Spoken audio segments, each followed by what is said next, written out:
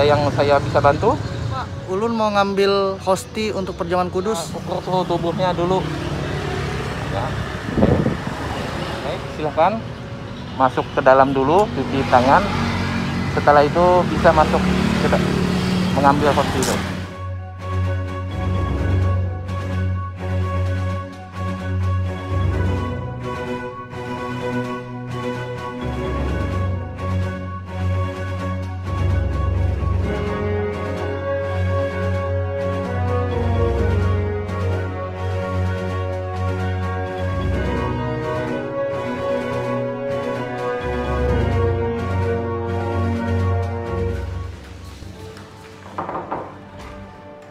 Permisi, saya mau ngambil hosti untuk perjamuan. Oke, silakan masuk.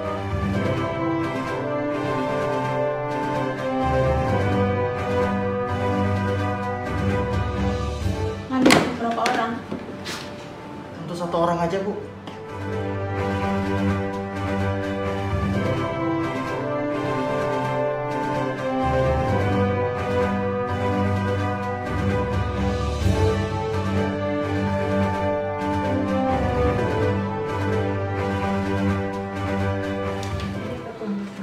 Terima kasih, Bu. Bu, saya pulang dulu ya. Ya.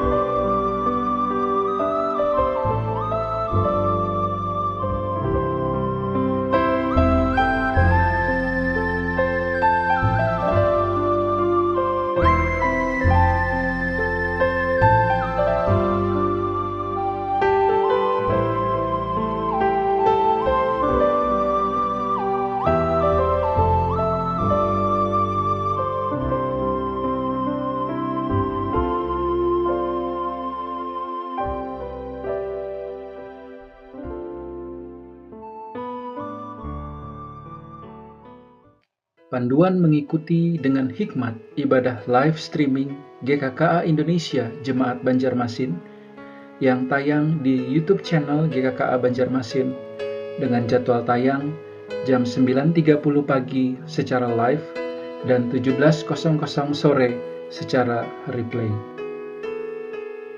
Apakah mengikuti kebaktian minggu dengan cara live streaming sebagai tanggapan terhadap COVID-19 dapat dianggap sebagai sebuah ibadah?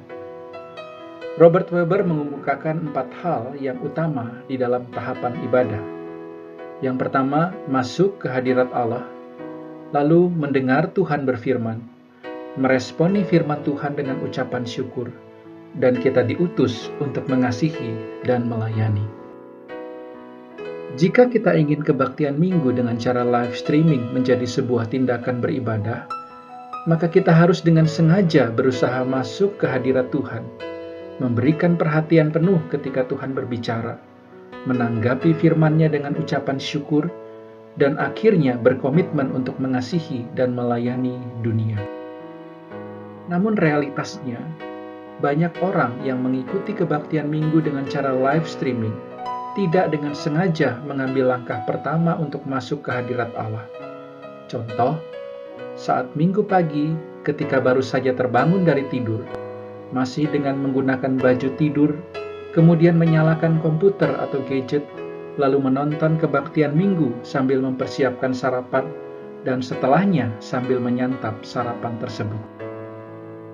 Jika yang terjadi demikian, maka ibadah kemudian tidak lagi bersifat transenden atau kudus. Ibadah minggu akhirnya hanya menjadi sekedar makanan tambahan untuk sarapan di hari Minggu. Lalu bagaimana kita melakukan ibadah live streaming? Jika bersama dengan keluarga, maka pada hari Minggu itu bangunlah lebih awal untuk sarapan bersama. Bersekutulah di meja makan dan nikmatilah itu sebagai hari di mana bisa bersantai menikmati makan pagi bersama dengan keluarga. Sebelum berkumpul untuk mendengarkan atau mengikuti ibadah live streaming, bersihkanlah dirimu seperti yang biasa kita lakukan jika hendak ke gereja. Mungkin kita tidak perlu menggunakan pakaian terbaik seperti yang kita lakukan di hari Minggu biasa, tetapi kita perlu mengganti baju tidur kita. Ketika mendengarkan khotbah, semua orang duduk dengan tenang di ruang yang telah ditentukan bersama. Anak-anak tidak boleh berbaring atau bermain dengan mainan mereka sebagai wujud nyata menghormati kehadiran Tuhan di dalam ibadah. Ketika beribadah, hendaknya ikutilah arahan pemimpin ibadah, seperti waktu berdiri dan duduk. Sebisa mungkin berpartisipasilah dengan aktif.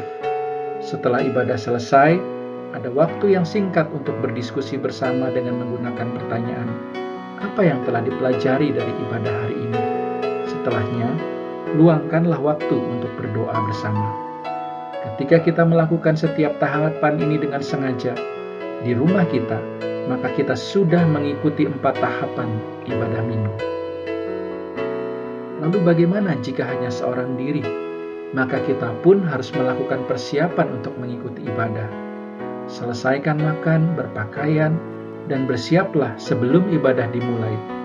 Ikutilah instruksi pemimpin pujian atau liturgis dan bersikaplah selayaknya mengikuti ibadah tersebut di gereja. Mempersiapkan secara fisik dan mental seolah-olah kita pergi ke gereja. Memastikan bahwa hati, pikiran, dan tubuh kita berada dalam keadaan yang benar untuk menyembah Allah. Selamat mengikuti ibadah live streaming GKKA Indonesia Jemaat Banjarmasin.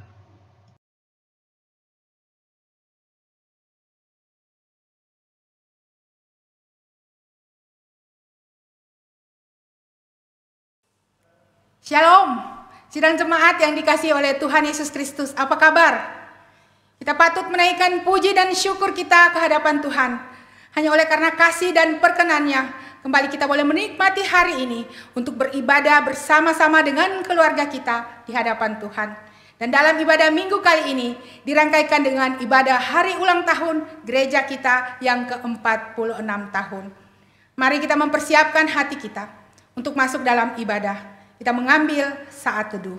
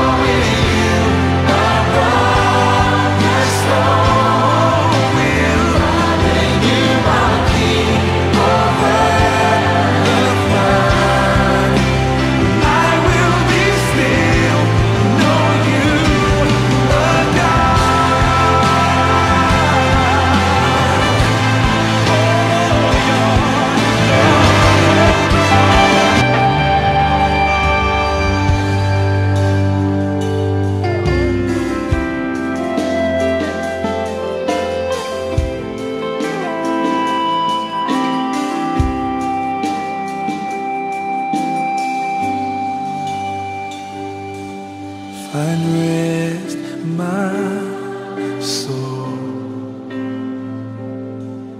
in Christ alone. Yeah. Know His power in quietness and trust. When the oceans rise and thunders roll, I will soar with you above the storm. Yes, I will. Father, you are king over the flood.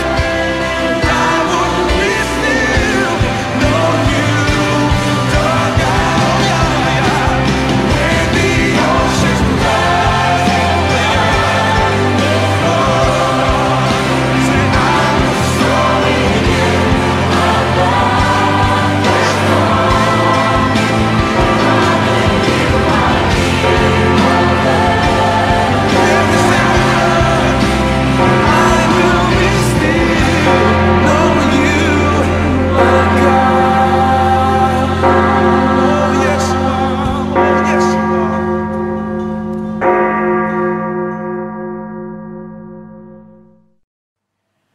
Tibalah saatnya bagi kita untuk memulai ibadah kita pada hari ini, sekaligus juga bertepatan dengan ibadah syukur 46 tahun sudah Tuhan memelihara gerejanya GKKA Banjarmasin.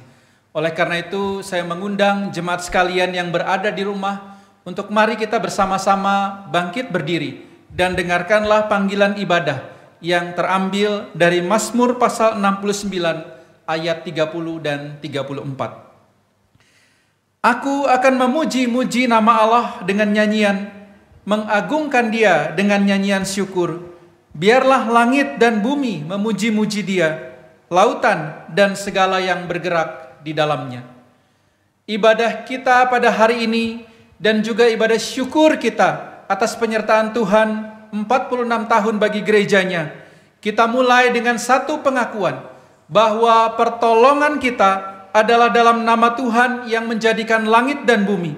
Ibadah kita pada saat ini ditabiskan dalam nama Allah Bapa, Putra dan Roh Kudus. Kasih karunia, rahmat dan damai sejahtera dari Allah Bapa kita dan Kristus Yesus Tuhan kita dan persekutuan Roh Kudus menyertai saudara. Amin. Ketika kita mengecap segala kebaikan Tuhan, maka kita dapat merasakan bahwa Tuhan begitu mengasihi kita. Oleh karena itu, jangan kita memandang kepada besarnya masalah atau terpaku pada persoalan yang ada saat ini. Tapi pandanglah pada Tuhan yang tangannya tidak pernah melepaskan kita dan selalu menopang kita. Kecaplah dan lihatlah betapa Tuhan itu baik kepada kita.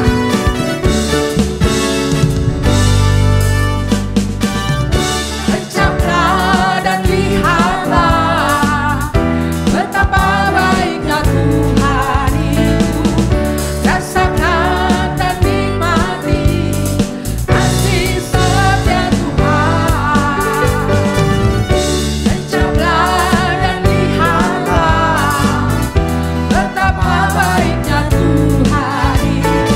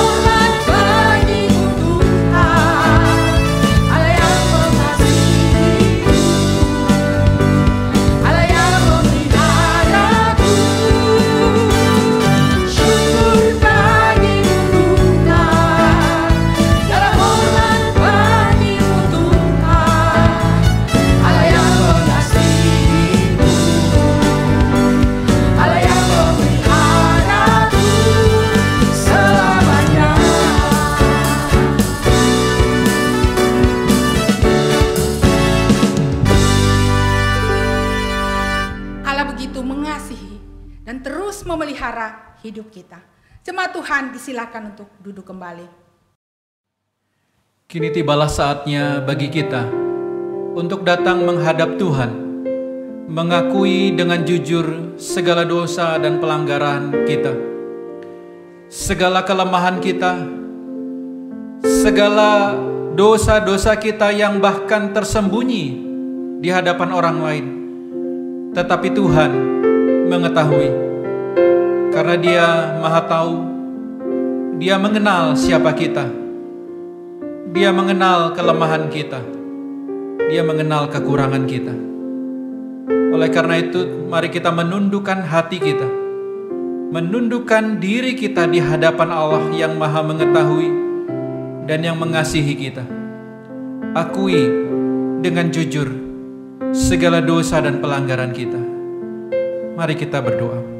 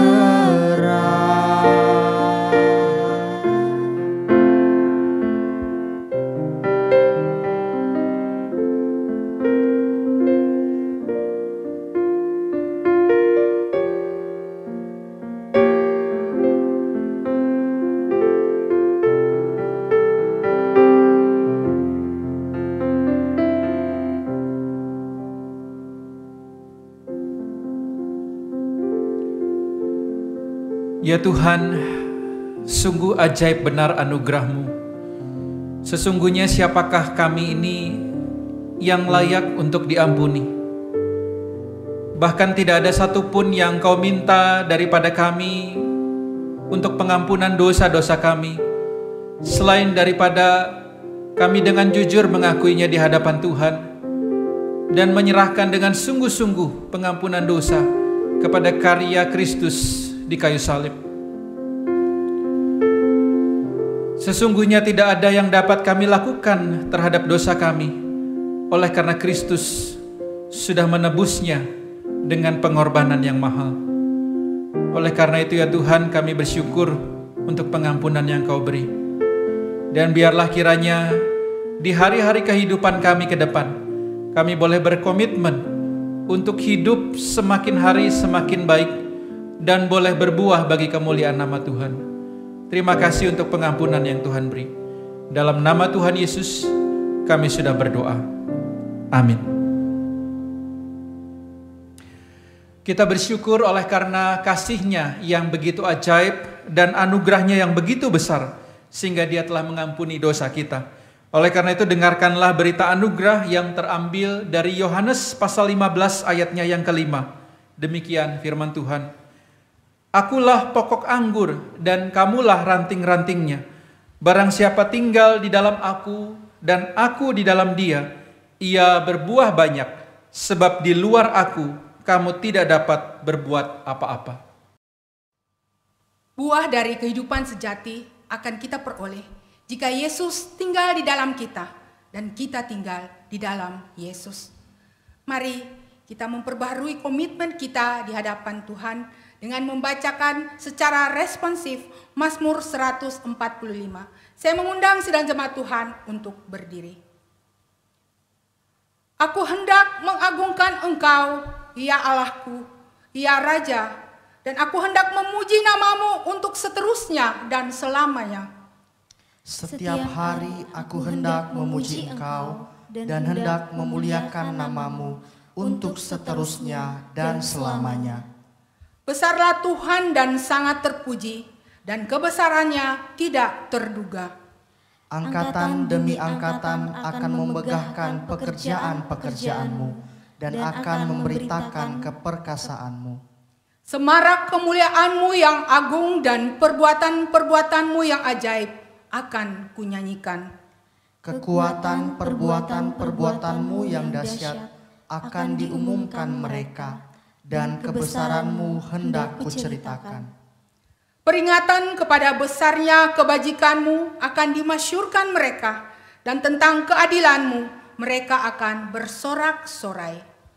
Tuhan itu pengasih dan penyayang, panjang sabar dan besar kasih setianya. Tuhan itu baik kepada semua orang dan penuh rahmat terhadap segala yang dijadikannya. Segala yang kau jadikan itu akan bersyukur kepadamu, ya Tuhan, dan orang-orang yang kau kasihi akan memuji Engkau. Mulutku mengucapkan puji-pujian kepada Tuhan, dan biarlah segala makhluk memuji namanya yang kudus untuk seterusnya dan selamanya. Jemaat Tuhan, disilakan untuk duduk kembali. Kita yang telah menikmati kemurahan Tuhan di sepanjang hidup kita, sudahkah kita menjadikan Tuhan sebagai satu-satunya yang kita rindukan, melebihi apapun yang ada di dunia ini? Atau ada hal lain yang kita rindukan, melebihi kerinduan kita kepada Tuhan? Kiranya lagu ini menjadikan doa kita. Seperti rusa yang merindukan sungai, demikianlah jiwa kita merindukan Tuhan.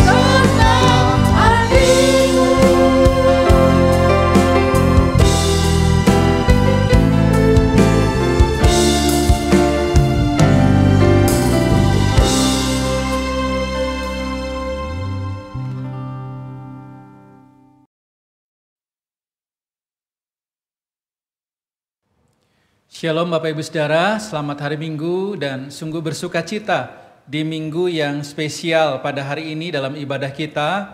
Sekaligus juga kita mau menaikkan syukur bersama-sama atas pemeliharaan Tuhan bagi gerejanya. 46 tahun sudah Tuhan pelihara GKKA Banjarmasin, sehingga kita selayaknya lah kita naikkan syukur kepada Tuhan. Dan sampai hari ini, bahkan sekalipun dalam masa pandemi, gereja kita masih tetap dapat melakukan ibadah, sekalipun itu masih di dalam ibadah online. Oleh karena itu kita tetap bersyukur, dan marilah kita bersama-sama menaikkan doa kita, juga untuk mempersiapkan hati kita mendengarkan firman Tuhan. Mari kita berdoa.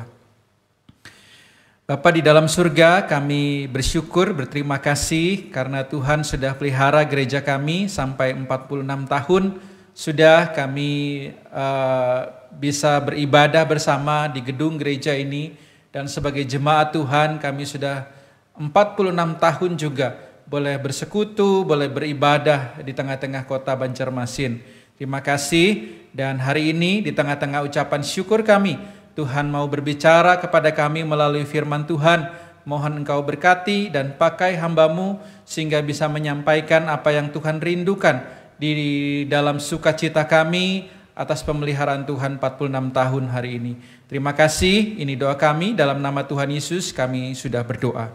Amin. Bapak Ibu Saudara, di tengah ucapan syukur kita 46 tahun GKKA Banjarmasin, kita mengambil satu tema, yaitu gereja dan misi Allah, Bapak Ibu. Nah Saudara, Allah kita adalah Allah yang sangat detil atau sangat bijaksana di dalam merencanakan segala sesuatu. Oleh karena itu Bapak Ibu Saudara, termasuk bahkan ketika Dia merancang ciptaannya, bahkan merancang manusia, Dia merancangnya tidak dengan sembarang, tetapi dengan satu tujuan tertentu, yaitu tujuan yang baik yang memuliakan nama Tuhan. Bahkan ketika Dia merancang gereja Tuhan, ketika Dia mengumpulkan orang-orang percaya yang sudah ditebus oleh-Nya, yang disebut sebagai gereja, itu pun Tuhan punya maksud dan tujuan bagi gereja Tuhan. Nah hari ini kita akan bersama-sama merenungkan apakah sebenarnya yang Tuhan inginkan ketika Dia membentuk gereja Tuhan dan mengumpulkan Bapak Ibu Saudara orang-orang percaya ke dalam satu perkumpulan yang disebut gereja. Mari kita buka bagian firman Tuhan yang terdapat dari Lukas pasal 13 ayat 6 sampai dengan ayatnya yang ke-9. Bapak Ibu Saudara yang di rumah, yang pegang Alkitab bisa buka Alkitabnya ya. Atau sama-sama kita bisa melihat melalui layar dan kita akan membaca bersama-sama. Lukas 13 ayat 6 sampai 9, perumpamaan pohon ara yang tidak berbuah. Ayat 6, lalu Yesus mengatakan perumpamaan ini. Seorang mempunyai pohon ara yang tumbuh di kebun anggurnya, dan ia datang untuk mencari buah pada pohon itu, tetapi ia tidak menemukannya. Lalu ia berkata kepada pengurus kebun anggur itu, "Sudah 3 tahun aku datang mencari buah pada pohon ara ini, dan aku tidak menemukannya. Tebanglah pohon ini. Untuk apa ia hidup di tanah ini dengan percuma?" Jawab orang itu, "Tuan, biarkanlah dia tumbuh tahun ini lagi. Aku akan mencangkul tanah sekelilingnya dan memberi pupuk kepadanya. Mungkin tahun depan ia berbuah. Jika tidak, tebanglah dia." Nah Bapak Ibu Saudara, kalau kita mendengar kata percuma Bapak Ibu Saudara, saya mengingat satu kisah kesaksian yang pernah diceritakan oleh satu keluarga kepada saya. Mereka adalah keluarga yang tinggal di satu daerah yang kecil, saudara ya, satu daerah, dan mereka punya pergumulan, sulit sekali memiliki anak. Namun akhirnya setelah penantian dan perjuangan yang panjang, mereka pergi ke dokter, mereka perawatan gitu Bapak Saudara, melalui tenaga medis, melalui doa-doa, melalui perjuangan yang panjang. Setelah bertahun-tahun akhirnya mereka boleh dipercayakan seorang anak yang dikandung oleh sang istrinya. Nah saudara, biaya yang dikeluarkan tidak sedikit ketika harus kontrol ke dokter, ketika harus pergi ke klinik dan lain sebagainya. Biaya yang digunakan tidak sedikit. Dan saudara, anak ini pun ketika lahir ternyata juga mengeluarkan biaya yang tidak sedikit. Anak ini lahir dalam kondisi prematur, sehingga harus mendapatkan perawatan khusus dan biaya yang dikeluarkan oleh orang tua tidak sedikit. Mereka harus membayar rumah sakit, bahkan karena keluarga ini adalah keluarga yang sederhana, mereka harus menguras tabungan mereka, bahkan meminjam dari orang lain. Tapi kemudian anak ini berhasil selamat dan sehat, tumbuh, lalu kemudian disekolahkan oleh orang tua ini, dan mereka harus berhemat supaya bisa membiayai sekolah anaknya. Sampai lulus SMA, anak ini dikuliahkan di kota yang lain, Bapak Ibu Saudara ya, karena mereka dari daerah. Namun satu kali saudara, kejadian mengejutkan terjadi ketika orang tua ini mau bikin kejutan ceritanya. Jadi pada hari ulang tahun anaknya, dia datang ke kota anaknya tempat kuliah ya, anaknya kos di kota tersebut. Lalu waktu mereka mau bikin kejutan, mereka sampai di kos-kosannya, ternyata anaknya tidak ada. Lalu temannya bilang bahwa anaknya sedang mengadakan pesta ulang tahun di rumah temannya. Oh mungkin pikirnya anaknya merayakan bersama teman-temannya, lalu tanya alamatnya, mereka susullah anaknya ke sana. Tapi betapa kagetnya Bapak Ibu Saudara ketika kemudian mereka mendapati anak ini ditemukan dalam keadaan teler atau mabuk oleh karena narkoba. Anaknya sedang merayakan ulang tahun bersama-sama teman-temannya, namun di dalam pesta narkoba. Saudara melihat kondisi ini, betapa hancur hati orang tuanya, dan sang ayah mengucapkan kalimat ini, saudara, dalam kondisi yang kecewa dan marah. Dia berkata, percuma saja usaha kita selama ini. Kita kerja keras membiayai anak ini, tapi apa balasannya buat kita? Percuma saja semua uang yang kita habiskan untuk memasukkan dia kuliah. Kita di rumah hemat mati-matian supaya anak ini bisa sekolah. Tetapi lihat apa hasilnya. Sungguh percuma. Lalu sang istri memeluk suaminya dan dia berkata, sabar Pak. Kita bawa saja anak kita pulang. Kita sadarkan dia. Kita berdoa, saya yakin, mama yakin, dia pasti bisa berubah. Lalu mereka membawa pulang anaknya kembali ke daerah. Karena anaknya ini Bapak Ibu Saudara ternyata sudah 3 bulan tidak kuliah dan sudah dikeluarkan dari universitas. Saudara, itu sepenggal kisah yang pernah disaksikan oleh sebuah keluarga kepada saya.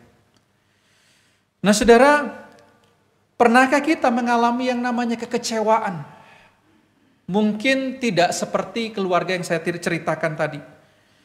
Kecewa dan merasa bahwa segala sesuatu yang kita lakukan itu sia-sia, percuma. Kita sudah invest, kita sudah lakukan begitu banyak hal, kerja keras, memberikan waktu, memberikan tenaga, memberikan energi. Tapi Bapak Ibu Saudara, tidak ada hal baik yang dihasilkan dari hal itu. Kita sudah menghabiskan uang, kita sudah menghabiskan tenaga, kita sudah menghabiskan waktu. Tetapi kemudian kita melihat bahwa ternyata semua itu percuma atau sia-sia.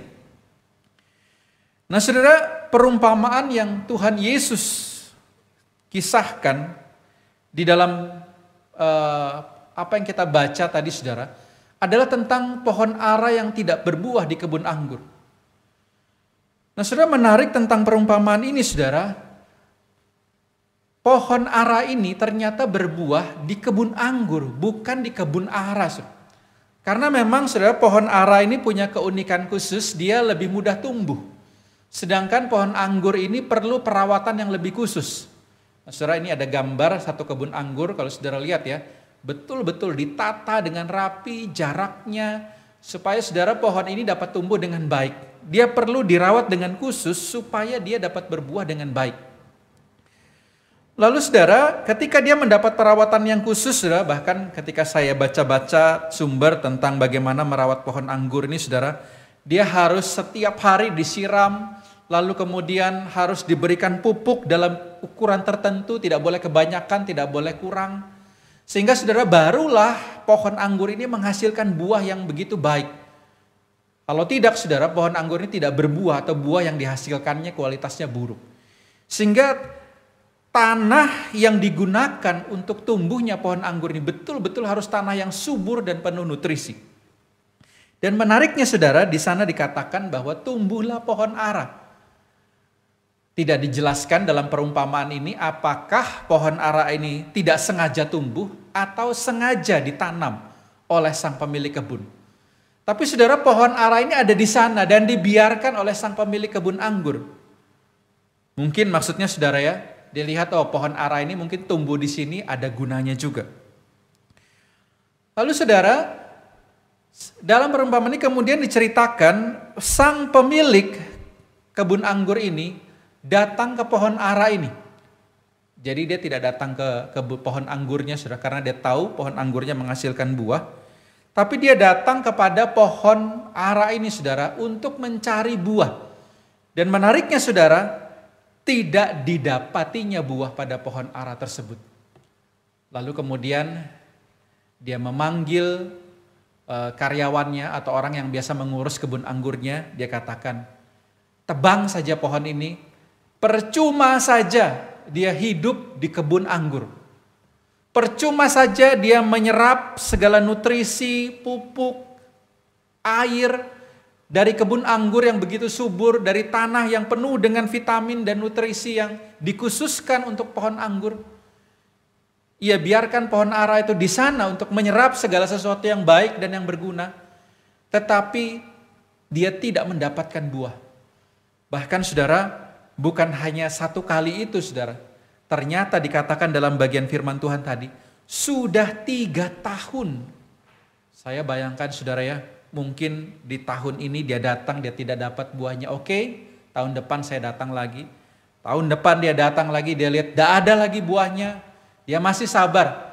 Tetapi setelah 3 tahun saudara, 3 tahun itu menghabiskan pupuk, menghabiskan sumber mineral, air, menghabiskan nutrisi tanah yang begitu banyak. Tetapi saudara, tidak berbuah juga. Saudara, pohon ara, kalau biasanya saudara itu tidak dibuatkan satu kebun yang khusus. Karena pohon ara ini begitu mudah tumbuh. Bahkan di pinggir jalan pun dia bisa tumbuh dan menghasilkan buah yang banyak. Apalagi saudara kalau logikanya ya, kalau di tanah yang tidak dirawat saja dia bisa tumbuh, maka seharusnya di tanah yang subur dan dirawat, harusnya pohon ara ini menghasilkan buah yang begitu lebat. Namun saudara, yang terjadi adalah pohon ara ini tidak berbuah. Sehingga Tuhan itu berkesimpulan bahwa percuma saja pohon ara itu menempati lahan di kebun anggur tersebut, lahan yang begitu subur, karena dia tidak menghasilkan buah sama sekali. Nah saudara, apa sebenarnya arti perumpamaan ini? Siapakah yang diumpamakan sebagai pohon ara yang tidak berbuah dalam kisah ini? Siapakah yang diumpamakan sebagai pemilik kebun anggur yang mengharapkan buah dari pohon ara ini?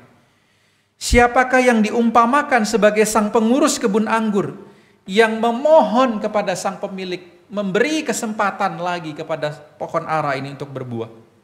Dan apakah saudara artinya berbuah sebagai sesuatu yang diharapkan oleh sang pemilik kebun anggur ini di dalam perumpamaan ini? Nah saudara, kalau kita mau menjawab pertanyaan-pertanyaan ini saudara, kita perlu lihat alasan kenapa kok Tuhan Yesus tiba-tiba cerita tentang perumpamaan ini. Tentunya saudara ada konteksnya, ada latar belakangnya kenapa Tuhan Yesus ceritakan kisah ini.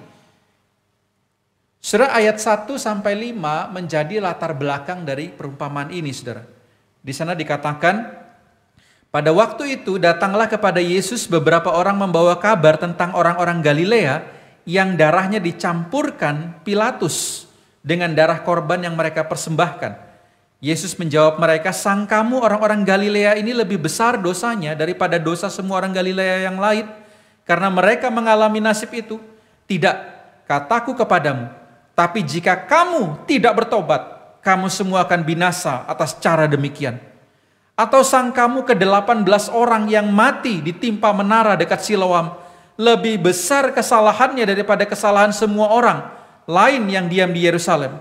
Tidak, kataku kepadamu, tetapi jikalau kamu tidak bertobat, kamu semua akan binasa atas cara demikian. Nah, setelah ini saudara, lalu Tuhan Yesus menceritakan perumpamaan tadi. Nah saudara, apa yang dikatakan sebenarnya dalam kisah ini saudara, yaitu tentang datangnya orang-orang kepada Yesus. Mereka adalah orang-orang Galilea yang rupanya selamat dari pembantaian. Di Galilea waktu itu terjadi pembantaian yang mengerikan. Pilatus, saudara, seorang pemimpin daerah itu yang begitu kejam. Ketika ada orang-orang datang memberikan persembahan ke bait Allah, maka tidak disebutkan saudara ya, kenapa Pilatus ini begitu murka. Tapi yang pasti Pilatus saudara dikatakan membunuh orang-orang tersebut. Dan membunuh dengan cara yang tragis. Saudara. Saya coba cari gambarnya, kira-kira ketemu kayak mirip seperti itu saudara ya. Jadi mereka bawa korban, dan korban itu biasa disembelih saudara, dan darahnya mengalir. Tetapi saudara, di situ jugalah mereka juga disembelih bersama dengan korbannya.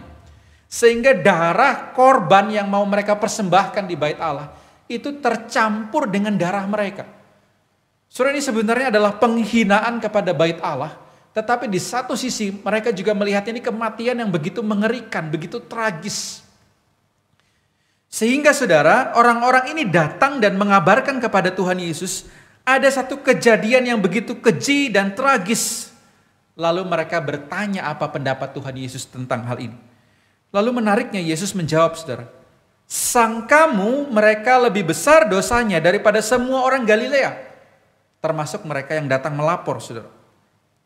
Nah dari kalimat ini saudara, kita bisa menarik kesimpulan bahwa orang yang datang pada Yesus itu punya pemikiran bahwa orang Galilea yang mati oleh karena Pilatus itu, mati oleh karena dosa mereka itu lebih besar daripada dosa orang Galilea lain, atau dosa mereka yang melapor, sehingga mereka mati secara mengerikan. Ini kalau kondisi sekarang, saudara, mungkin mirip stigma yang diberikan kepada orang yang kena COVID. Ya. Banyak orang berpikir kalau orang meninggal karena COVID, kematian yang tragis dan mengerikan itu karena dosanya itu banyak dan tidak terampuni lagi. Nah, saudara, mungkin seperti ini saudara ya gambarannya. Stigma saudara. Tapi di sana Tuhan Yesus dengan tegas mengatakan, membantah pikiran mereka, dia katakan tidak. Bukan karena dosa mereka lebih besar dari orang Galilea lainnya, termasuk dosa mereka yang melapor kepada Tuhan Yesus, sehingga mereka tertimpa kejadian tersebut. Tuhan Yesus menjelaskan, tidak menjelaskan kenapa hal itu terjadi pada orang-orang tersebut, tapi ia berkata bahwa kematian yang tragis dan mengerikan itu akan terjadi juga pada mereka yang tidak mau bertobat. Lalu dia bandingkan satu kejadian lain lagi, yaitu runtuhnya menara yang menimpa 18 orang. Satu kematian yang juga tragis, yang tidak disangka-sangkakan saudara. Lalu dia katakan, apakah kamu pikir orang di Yerusalem itu yang tertimpa menara, dosanya juga lebih besar dari kamu? Dia katakan sama saudara, tidak. Tetapi jika kamu tidak bertobat, kamu pun akan mengalami kematian yang begitu tragis dan mengerikan. Saudara, tentu yang dimaksud Tuhan Yesus bukan gini saudara ya. Kalau kita tidak bertobat, tidak percaya Yesus, terus kita akan mati ketimpa menara, atau mati misalnya dibunuh ya, disembelih seperti yang dilakukan Pilatus. Tidak saudara ya. Karena kalau kita lihat dalam sejarah, Tuhan Yesus pun mati dalam kematian yang tragis secara fisik. Tuhan Yesus mati disalib. Nah saudara, tentu yang Tuhan Yesus maksudkan dalam bagian ini bukanlah kematian tragis dalam arti fisiknya. Tetapi Tuhan Yesus mau bicara ada satu kematian yang begitu tragis, bahkan lebih tragis dari apa yang mereka ceritakan, yaitu kematian ketika mereka tidak bertobat, mereka akan mengalami satu kematian, yaitu dalam penghukuman kekal selama-lamanya. Inilah yang Tuhan maksudkan, bahwa ada kematian yang lebih tragis daripada itu, dan setiap orang pasti akan mengalaminya kalau mereka tidak bertobat. Lalu kemudian saudara, Tuhan Yesus mengatakan sebuah perumpamaan.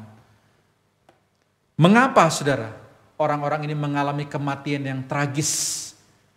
Ternyata saudara, ini dikaitkan dengan guna atau buah yang dihasilkan dari orang-orang tersebut.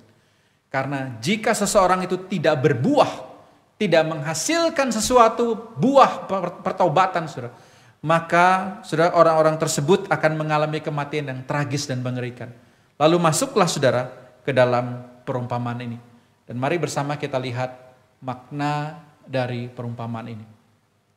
Saudara, yang pertama, makna yang saya renungkan saudara, yang pertama adalah cuma-cuma tapi tidak untuk percuma. Saudara, makna perumpamaan ini adalah bicara tentang anugerah yang Tuhan berikan kepada manusia, itu cuma-cuma saudara. Itu gratis, bukan karena manusia itu hebat, bukan karena manusia itu punya sesuatu yang mempesona Allah saudara ya. Sesungguhnya manusia ini di dalam dosanya saudara itu malah menjengkelkan Tuhan. Allah itu saudara sebenarnya melihat manusia yang berdosa itu ingin segera menghukumnya. Tapi saudara, dia berikan kita segala yang baik bukan? Dia berikan kita bumi yang indah. Dia berikan kita bisa menikmati udara. Dia memberikan kita bahkan anugerah keselamatan kepada kita dengan cuma-cuma.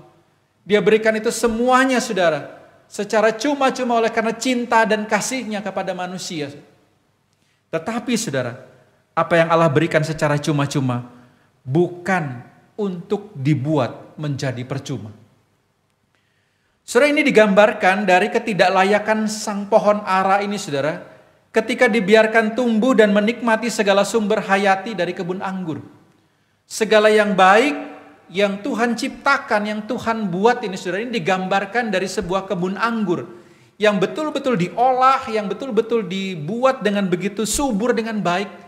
Lalu pohon ara itu dibiarkan tumbuh menikmati segala sumber hayati yang berguna itu saudara. Ini adalah gambaran Tuhan saudara, yang memberikan kesempatan kepada kita manusia yang sebenarnya tidak layak menerima kebaikan Tuhan karena kita ini sudah berdosa. Tapi Tuhan memberikan kita kesempatan, memberikan kita pertolongan, memberikan kita kebaikan yang begitu banyak. Ini saudara sebenarnya adalah lambang dari bangsa Israel juga yang tidak layak. Mereka adalah bangsa yang tidak punya kelebihan sebenarnya. Mereka adalah bangsa yang kecil. Tapi Tuhan memilih mereka sebagai umat pilihan. Sehingga saudara diharapkan bangsa Israel ini dapat menjadi kesaksian bagi bangsa lain. Tetapi saudara, seperti yang digambarkan di dalam perumpamaan ini, telah 3 tahun sang pemilik kebun mencari buah pada pohon ini, tidak dapat buah. Sehingga 3 tahun ini saudara, penafsir banyak mengatakan ini adalah lambang masa pelayanan Tuhan Yesus di dunia ini. 3 tahun Tuhan Yesus melayani di tengah-tengah bangsa Israel. Tuhan Yesus memberikan kesempatan kepada mereka untuk percaya kepada Yesus sebagai Tuhan dan Juru Selamat. Tapi tidak ada mereka yang percaya kepada Yesus Kristus. Tentu maksudnya dikecualikan saudara, para murid dan sedikit orang. Tetapi secara bangsa saudara, begitu sedikit yang betul-betul percaya kepada Yesus. Sehingga saudara, ini ibarat pohon itu saudara ya, tidak menghasilkan buah pertobatan. Sekalipun Tuhan Yesus sudah datang sendiri dan melayani mereka. Saudara, kata percuma yang diucapkan oleh sang pemilik kebun ini berasal dari bahasa Yunani katarge. Ini berarti use up saudara ya. Atau sebuah tindakan yang memanfaatkan atau menggunakan sumber daya yang bernilai saudara ya, tapi tidak memberikan manfaat atau dalam arti merugikan. Sehingga saudara, ketika kata katarge ini dipakai terhadap pohon ara ini saudara, ini bukan hanya bicara tentang pohon ara ini tidak berbuah, tidak memberi manfaat apapun kepada sang pemilik. Tidak hanya itu saudara, Tapi juga dimaksudkan bahwa pohon ara ini telah menyakiti tanaman anggur di dalam kebun itu. Pohon ara ini berbagi kesuburan, tanah, berbagi sumber air, berbagi pupuk, bahkan ukuran pohon ara yang besar menyerap lebih banyak sumber daya daripada pohon anggur. Tapi saudara, sang pemilik sabar dan ia biarkan pohon ara ini tumbuh. Dan harapan sang pemilik agar memberikan manfaat. Tetapi yang terjadi saudara, bahwa pohon ara yang sudah menerima manfaat itu tidak berbuah. Siapakah ini saudara?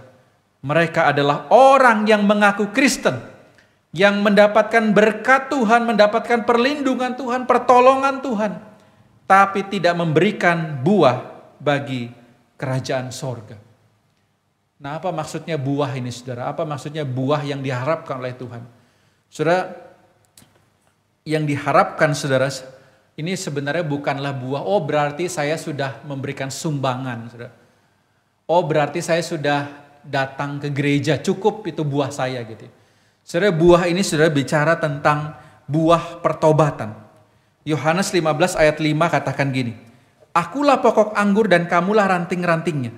Barang siapa tinggal di dalam aku dan aku dalam dia, ia berbuah banyak, sebab di luar aku kamu tidak dapat berbuat apa-apa. Ini satu kalimat saudara yang menyatakan bahwa kalau kita mau berbuah saudara, buah itu harus dimulai dari pertobatan kita, percaya kita kepada Yesus dengan sungguh-sungguh. Barulah kita bisa berbuah saudara. Sehingga perbuatan baik apapun saudara yang kita lakukan, kalau itu tidak diawali dengan pertobatan kita kepada Tuhan, kesungguhan iman kita kepada Tuhan, maka segala perbuatan baik kita itu saudara, itu bukanlah buah saudara. Itu adalah perbuatan baik. Tetapi yang dimaksudkan dengan buah, yaitu adalah sesuatu yang dimulai dari pertobatan, kemudian itu menghasilkan tindakan saudara dari pertobatan tersebut. Inilah saudara yang diharapkan. Setelah kita menerima keselamatan, kita menerima anugerah Tuhan, itu menghasilkan gerakan di dalam diri kita untuk mengasihi Tuhan, mengasihi orang lain, mengasihi gereja Tuhan. Buah inilah saudara yang diharapkan timbul saudara. Tuhan tidak hanya bicara tentang apa yang bisa kita berikan saudara, tetapi Tuhan bicara apa yang menggerakkan kita kemudian untuk menghasilkan sesuatu bagi kemuliaan nama Tuhan. Inilah saudara buah pertobatan yang diharapkan muncul saudara dari setiap kita orang percaya, bahkan bagi kita gereja Tuhan. Saudara, inilah tema kita juga saudara, misi Allah dan gereja Tuhan. Misi Allah bagi gerejanya, yaitu apa saudara? Agar gereja menjadi seperti kebun-kebun anggur ini saudara. Bagi orang-orang berdosa yang sebenarnya tidak layak. Tetapi saudara, mereka ini kemudian dirawat, dipupuk, dibersihkan, dilatih, dipersiapkan untuk menghasilkan buah-buah pertobatan. Sehingga saudara, ketika gereja ada itu saudara, gereja ada sebenarnya untuk memperlengkapi orang-orang, membentuk orang-orang, sehingga mereka ini dapat menjadi orang-orang yang menghasilkan buah-buah dari pertobatan mereka. Menyembah dan bersaksi baginya dalam dunia. Gereja kita membahasakan buah ini saudara ke dalam kalimat ini. Ketika orang tersebut kemudian menyembah Allah dengan kesungguhan dan menjadi saksinya di dalam dunia, itulah saudara buah dari pertobatan. Dan untuk visi ini saudara, ia mempercayakan kepada gereja kita berbagai fasilitas. Ia mempercayakan kepada gereja Banjarmasin ini hamba-hamba Tuhan. Ia mempercayakan kepada gereja Banjarmasin ini segala sesuatu yang diperlukan untuk membentuk saudara, memperlengkapi kita. Hari ini saudara, di tengah masa pandemi, gereja kembali diingatkan akan fungsinya. Setelah begitu banyak gereja hanya menjadi seperti gedung pertunjukan, pamer fasilitas, pamer keindahan. Sehingga saudara, gedung gereja seringkali tidak beda dengan gedung bioskop. Orang datang terpesona dengan apa yang disajikan, tetapi mereka pulang dan tidak menghasilkan buah pertobatan. Mereka seperti nonton film, saudara. Tetapi saudara, di tengah masa pandemi ini gereja kembali diingatkan. Mereka yang punya gedung begitu megah, saudara, tidak bisa dipakai. Mereka yang punya fasilitas begitu canggih tidak bisa dipakai, saudara. Kenapa? Karena pandemi, mereka semua jemaat ibadah di rumah. Nah, saudara, ini sebenarnya kembali mengingatkan fungsi gereja. Gereja bukanlah tempat pertunjukan, saudara, tetapi tempat melatih dan membentuk orang-orang untuk menghasilkan buah-buah pertobatan. Inilah visi yang Allah percayakan, yang Tuhan harapkan menjadi buah daripada GKKA Banjarmasin. Saudara, ini visi misi GKKA Banjarmasin, saudara ya. Yang diharapkan jemaat itu, saudara ya, dari percaya mereka bertobat. Mereka tidak berhenti di sana, tapi mereka bertumbuh menjadi bayi rohani, menjadi anak-anak rohani, menjadi dewasa rohani, lalu menjadi orang tua rohani. Mereka yang percaya Yesus tidak hanya stop di sana, tapi mendorong dirinya untuk terlibat di dalam komunitas, terlibat di dalam kelompok kecil, sama-sama belajar, diperlengkapi, dilatih, lalu diperlengkapi untuk melayani, bahkan terakhir sudah diutus kembali untuk menghasilkan buah bagi kerajaan sorga. Inilah yang GKKA sedang kerjakan, saudara. Gereja rindu untuk membentuk saudara, memperlengkapi saudara. Inilah yang Tuhan percayakan kepada GKKA Banjarmasin. Bahkan secara khusus, saudara, tahun ini kita akan fokus kepada keluarga, yaitu bagaimana kita memulai membentuk orang-orang percaya yang Tuhan percayakan di Banjarmasin ini dimulai dari keluarga. Membangun keluarga kerajaan Allah yang kokoh, sehingga dari sana, saudara, akan timbul buah-buah dalam keluarga yang bermanfaat bagi gereja, bermanfaat bagi kota Banjarmasin, dan bahkan bermanfaat bagi dunia ini, saudara. Dimulai dari keluarga. Sehingga jangan bosan-bosan, saudara ya, kalau dalam tahun ini kita banyak bicara tentang keluarga, karena kita ingin memulai itu semua dari dalam keluarga. Kenapa, saudara? Saya akan paparkan satu riset yang menarik, saudara. Gary McIntosh mencoba menanyakan, saudara ya, kepada banyak orang, saudara, di Amerika. Lalu dia survei dengan 3 pertanyaan. Pertanyaan pertama, siapa yang menuntun engkau memiliki iman kepada Yesus? Siapa yang memperkenalkan Yesus kepadamu? Ternyata, saudara, 43% mereka mengenal Yesus dari keluarga.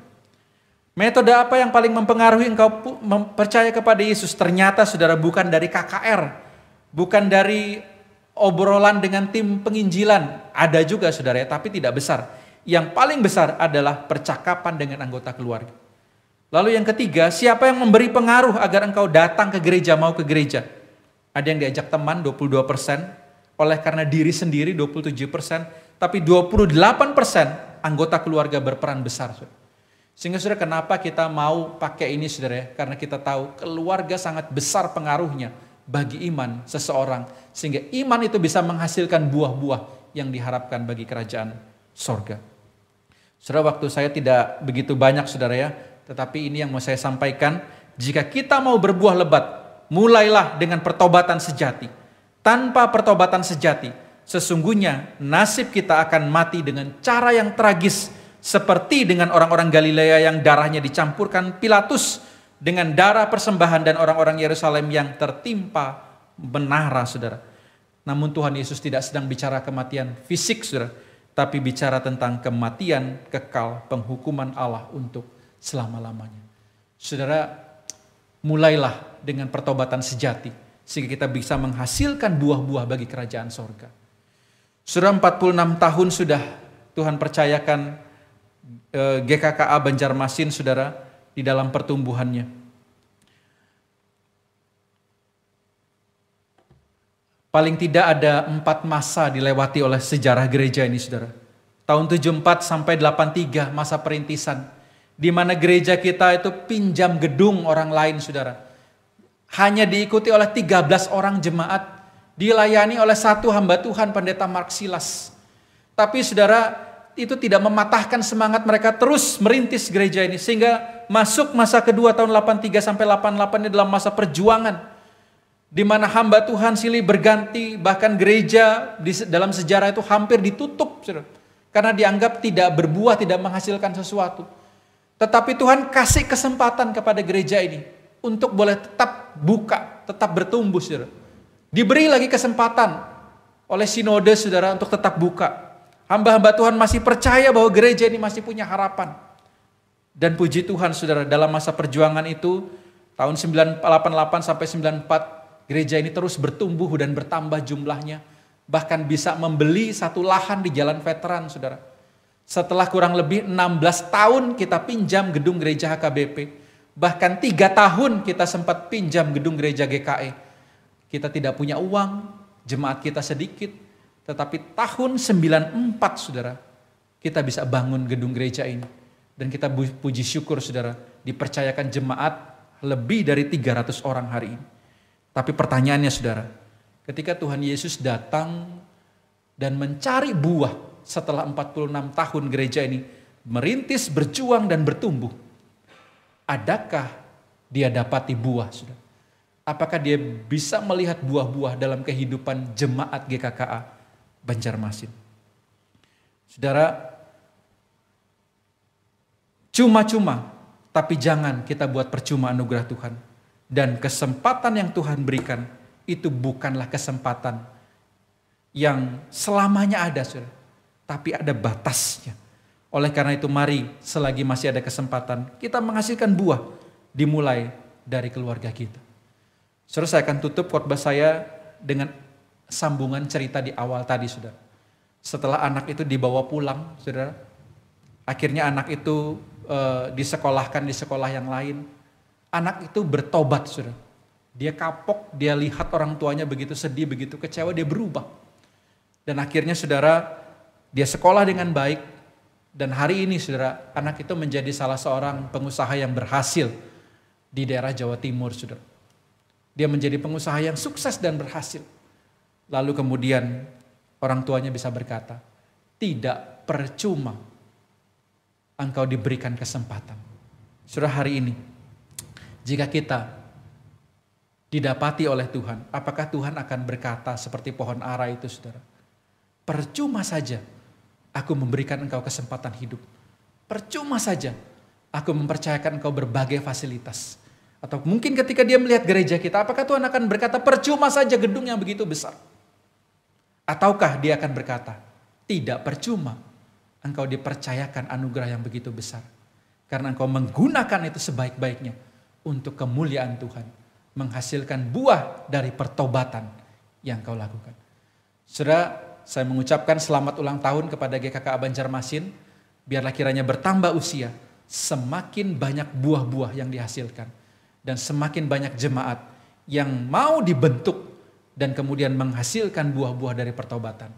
Kita mulai tahun ini dengan memperlengkapi keluarga. Bergabunglah, saudara, sehingga saudara pun bisa menghasilkan buah pertobatan dimulai dari keluarga. Amin. Mari kita berdoa. Puji syukur ya Tuhan, karena Tuhan sudah mempercayakan kami berbagai fasilitas yang kami bisa nikmati, baik gereja Tuhan maupun kehidupan kami.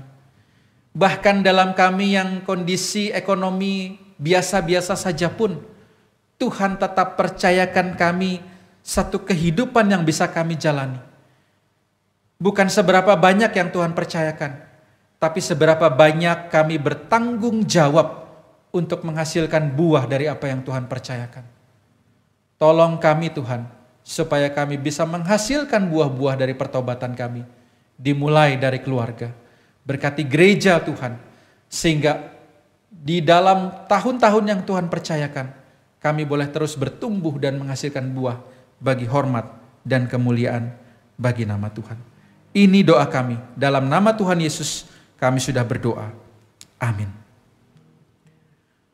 Saudara, proyek ketaatan kita minggu ini adalah, saudara, cobalah saudara bersama-sama di dalam keluarga men-sharingkan apa sebenarnya peran atau buah yang Tuhan harapkan bagi saya, untuk saya hasilkan di dalam keluarga. Ceritakan saudara dalam keluarga.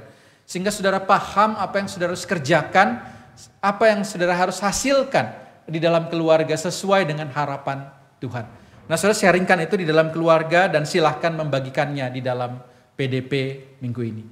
Selamat hari Minggu, Tuhan Yesus memberkati. Amin.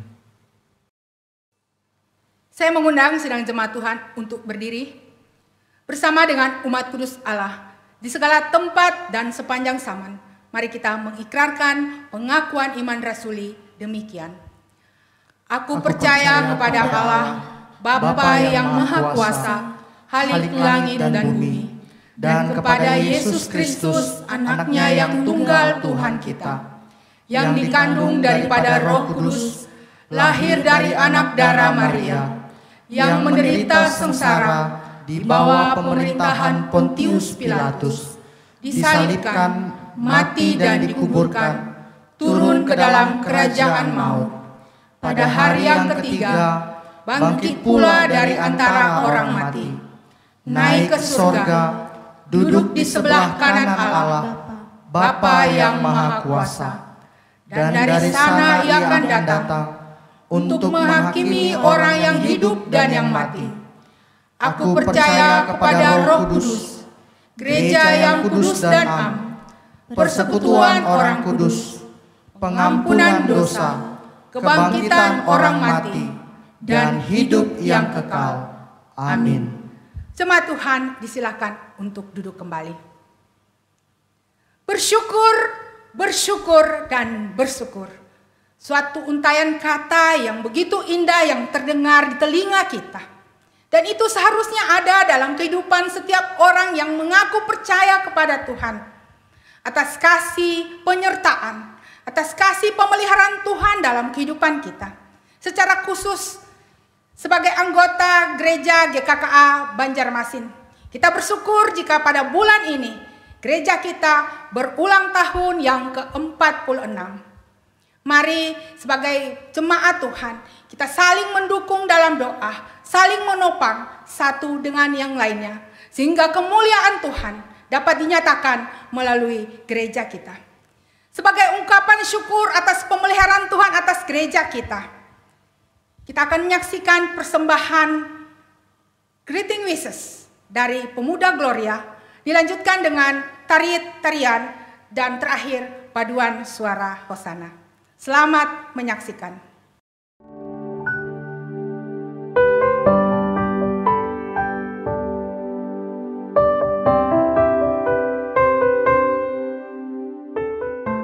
Selamat ulang tahun untuk GKKA Indonesia Jemaat Banjarmasin yang ke-46. Kiranya GKKA Banjarmasin semakin menjadi berkat, menjadi saksi bagi sekeliling kita. Semoga semakin bertumbuh. GKKA Mania, mantap!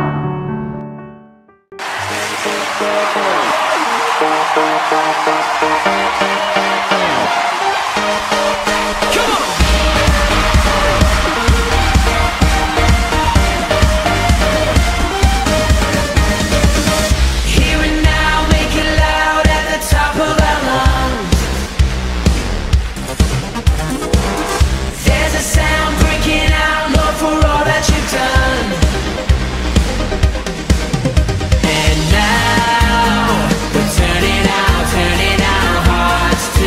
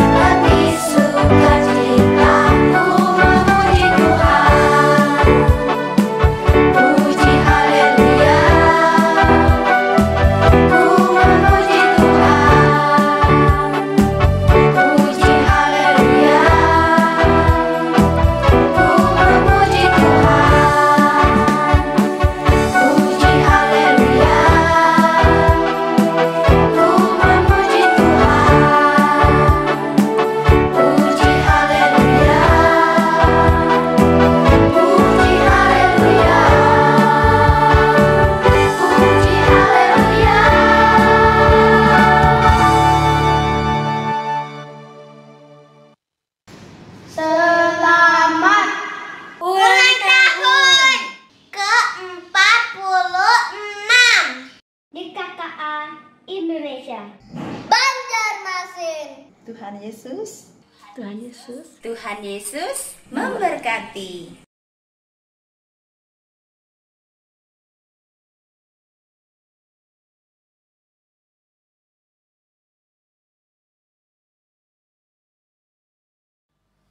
Kita adalah keluarga besar GKKA Banjarmasin, keluarga besar kerajaan Allah yang pada saat ini merasakan sukacita atas hari ulang tahun gereja kita yang ke-46.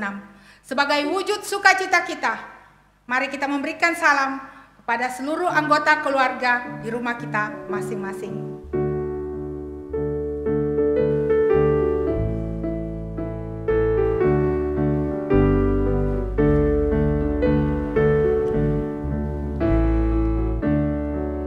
Kini tiba saatnya kita akan memberikan persembahan syukur kita kepada Tuhan. Mari kita memberikan persembahan yang terbaik kepada Tuhan. Sebab Tuhan telah memberikan yang terbaik dari keseluruhan hidupnya bagi kita. Tapi sebelum kita memberikan persembahan, mari kita mendengarkan satu nats firman Tuhan yang terdapat dari 1 Tawarik 29 ayat 14 yang berkata demikian. Sebab siapakah aku ini? Dan siapakah bangsaku, sehingga kami mampu memberikan persembahan sukarela seperti ini? Sebab daripadamulah segala-galanya, dan dari tanganmu sendirilah persembahan yang kami berikan kepadamu. Sidang jemaat Tuhan, persembahan kita dapat ditransfer melalui Bank BCA maupun Danamon, atau dapat menggunakan scan barcode dengan QR menggunakan aplikasi online.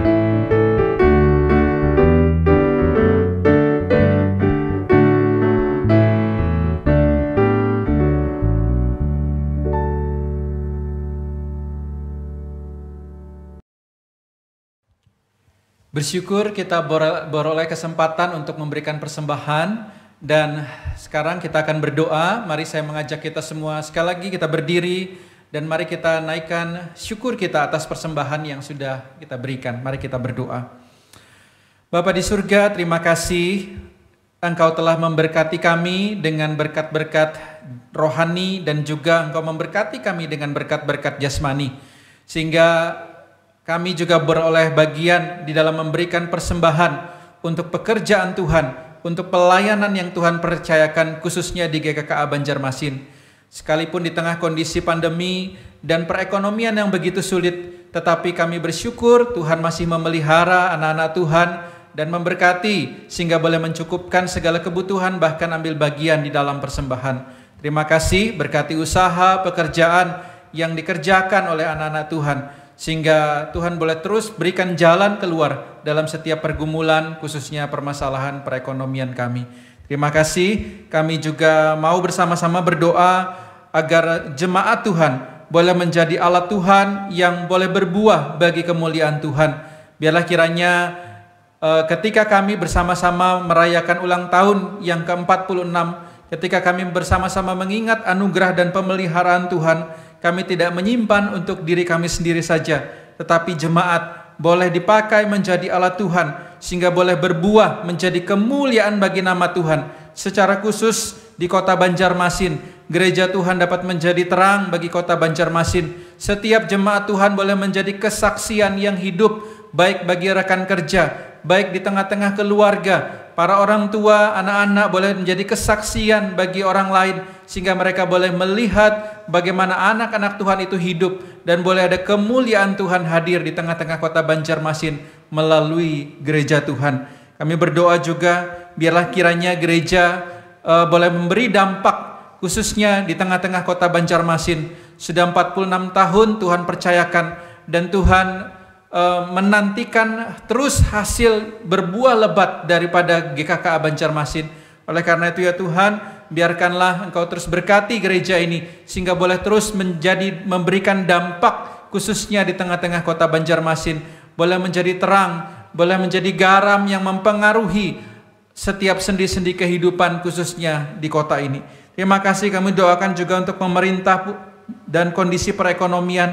Kiranya Tuhan juga menolong pejabat pemerintah, setiap aparat, sehingga boleh memulihkan kondisi perekonomian. Bahkan di tengah-tengah kondisi pandemi ini, Tuhan berikan hikmat juga kepada para pemimpin bangsa untuk boleh membuat kebijakan yang tepat. Kami doakan juga masalah politik menjelang pilkada, kiranya juga Tuhan tolong sehingga ada pemimpin-pemimpin yang terbaik yang bisa menduduki jabatan-jabatan yang akan diisi nantinya. Kami doakan bahkan jika ada anak-anak Tuhan di dalamnya, mereka boleh menjadi kesaksian juga dan bagi hormat kemuliaan bagi nama Tuhan. Kami juga berdoa di tengah-tengah masa pandemi ini, ya Tuhan, kami rindu pandemi ini boleh segera berlalu, sehingga gereja kemudian boleh kembali beribadah dengan normal. Namun sambil menantikan itu, biarlah kiranya gereja Tuhan juga boleh tetap berdoa dan mempunyai pengharapan di dalam Tuhan. Terima kasih, ini doa syafaat kami, dan kami akan mengakhiri doa kami dengan menaikkan doa Bapa kami sebagaimana yang Tuhan Yesus ajarkan kepada kami. Bapa kami yang di surga, dikuduskanlah namamu, datanglah kerajaanmu, jadilah kehendak-Mu di bumi seperti di surga. Berikanlah kami pada hari ini makanan kami yang secukupnya, dan ampunilah kami akan kesalahan kami, seperti kami juga mengampuni orang yang bersalah kepada kami. Dan janganlah membawa kami ke dalam pencobaan, tapi lepaskanlah kami daripada yang jahat, karena Engkaulah yang punya kerajaan dan kuasa dan kemuliaan sampai selama-lamanya. Amin. Jemaat yang dikasihi Tuhan, 46 tahun GKKA berdiri di Banjarmasin. Mengingat kembali 46 tahun yang lalu, di Banjarmasin tidak ada satupun anggota jemaat GKKA. Oleh sebab itu, Sinode GKKA memenuhi panggilan Tuhan, lalu mengutus Surabaya. Pendeta Marsilas menyeberang ke Kalimantan, Surabaya. Tidak ada satu orang yang dikenal. Beliau hanya dari rumah ke rumah, dari tokoh ke tokoh. Dan akhirnya bertemu dengan almarhum Bapak Ismoyo. Disitulah mulai, lalu gereja ini mengutus hamba Tuhan, kemudian dibantu oleh Ujung Pandang, Bapak Pendeta Santoso Iman, setiap bulan datang ke Banjarmasin. Saudara-saudara, kita kembali mengingat bahwa jikalau 46 tahun yang lalu hambanya tidak memenuhi panggilan datang ke Banjarmasin, maka saudara-saudara, hari ini kita tidak bisa menikmati satu ibadah yang begitu indah sekali. Oleh sebab itu, saudara-saudara, saya masih mau meminta supaya saudara-saudara, mari kita ingat kembali permulaan gereja ini. Marilah saudara kita ingat kembali misi, visi gereja kita. Beritakan Injil. Saudara-saudara, marilah saudara kita kembali kita bersatu, kita sehati. Mari kita sama-sama terus melayani Tuhan, memenuhi amanat dan panggilan Tuhan Yesus. Oleh sebab itu saudara-saudara, 46 tahun ini, walaupun kita hanya merayakan dengan sangat sederhana, kita hanya memperingati 46 tahun gereja ini sudah berdiri di tengah kita. Lalu apa yang kita harus lakukan? Mari saudara, kita menerima utusan, panggilan Tuhan Yesus. Oleh sebab itu saudara-saudara, arahkanlah hatimu kepada Tuhan. Pergilah ke dalam dunia dengan damai. Milikilah keberanian. Pertahankanlah apa yang baik. Jangan lakukan yang jahat. Hiburlah mereka yang tawar hati. Kuatkanlah yang lemah. Bantulah yang menderita. Hormati semua orang. Kasihi dan layanilah Tuhan. Bersukacitalah dalam kuasa Roh Kudus. Amin. Kita akan mengakhiri ibadah kita pada saat ini. Biarlah segala pujian, hormat, serta kemuliaan kita naikkan kepada Allah Tritunggal, Bapa, Putra, dan Roh Kudus yang telah menyelamatkan kita dan telah memberkati hidup kita.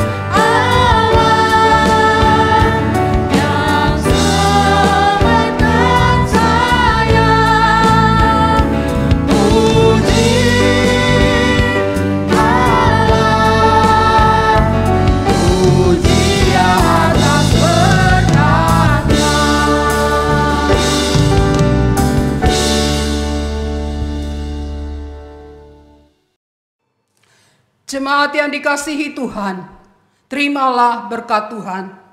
Tuhan memberkati engkau dan melindungi engkau. Tuhan menyinari engkau dengan wajah-Nya dan memberi engkau kasih karunia. Tuhan menghadapkan wajah-Nya kepada engkau dan memberi engkau damai sejahtera. Amin.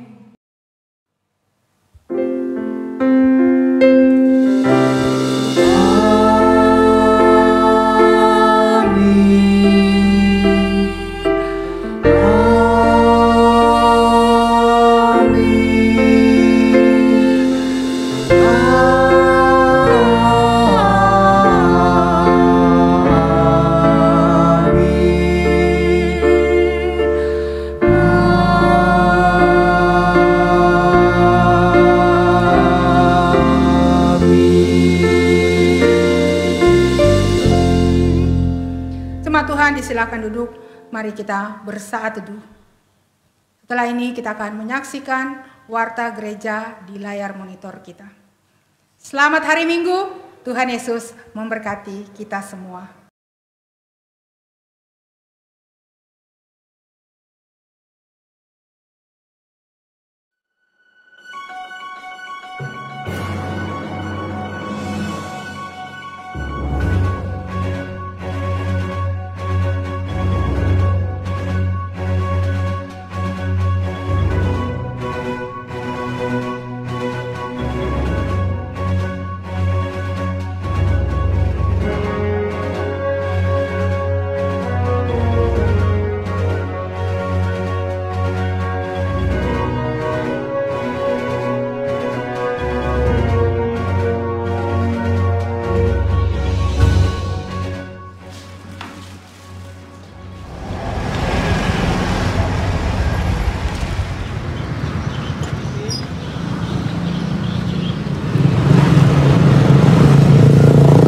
Ada yang saya bisa bantu? Pak, Ulun mau ngambil hosti untuk perjamuan kudus. Ukur suhu tubuhnya dulu. Ya. Baik, silakan masuk ke dalam dulu, cuci tangan. Setelah itu bisa masuk mengambil hosti itu.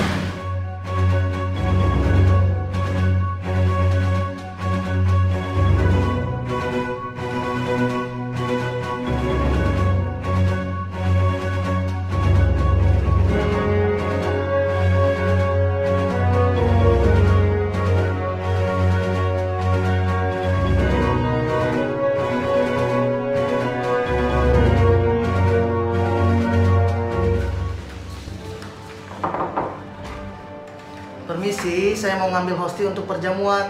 Oke, silakan masuk.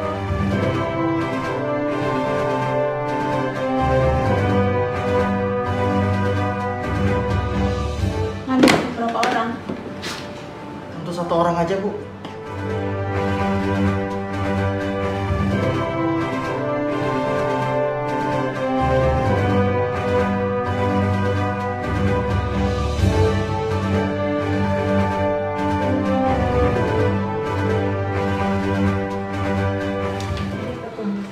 Terima kasih, Bu. Bu, saya pulang dulu ya. Ya.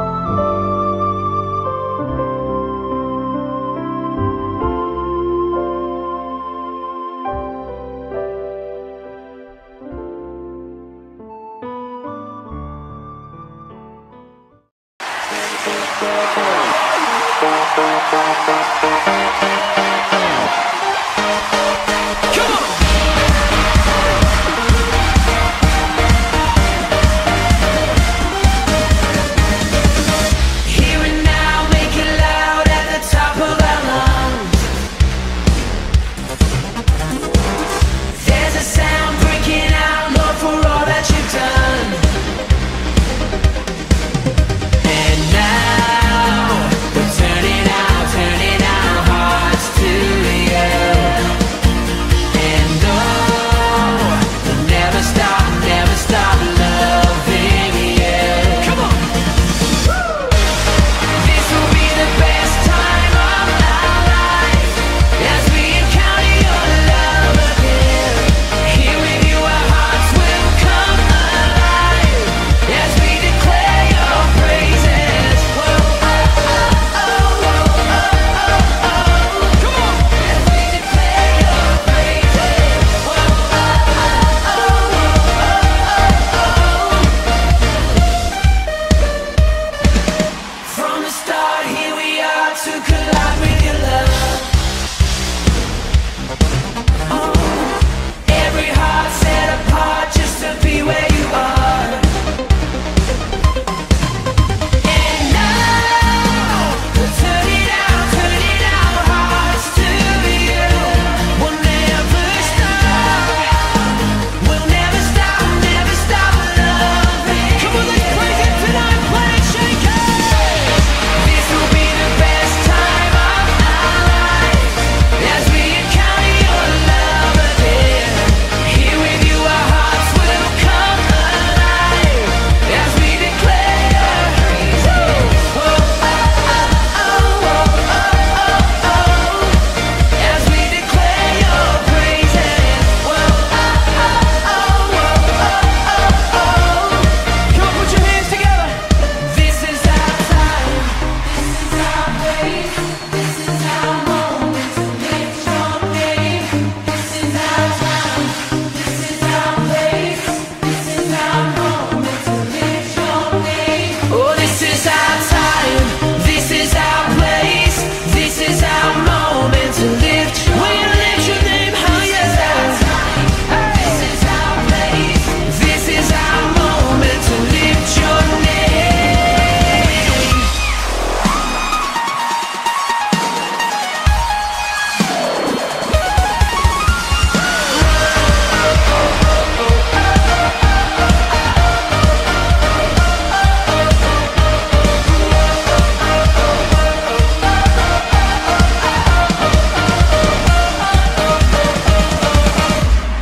This will be the best time of our lives as we encounter your love again. Here with you, our hearts will come alive as we sing it. We declare your praises.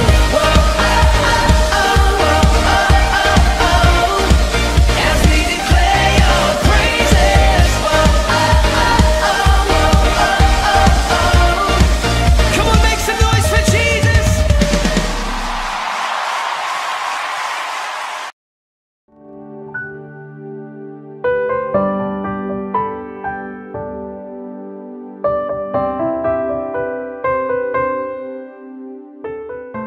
Selamat ulang tahun untuk GKKA Indonesia Jemaat Banjarmasin tim yang ke-46.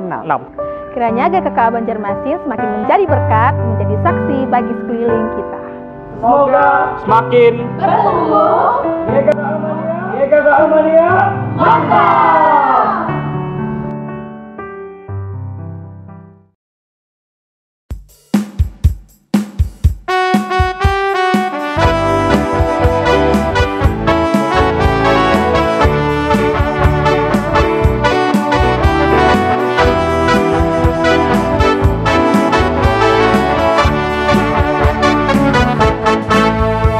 Mari kita bergembira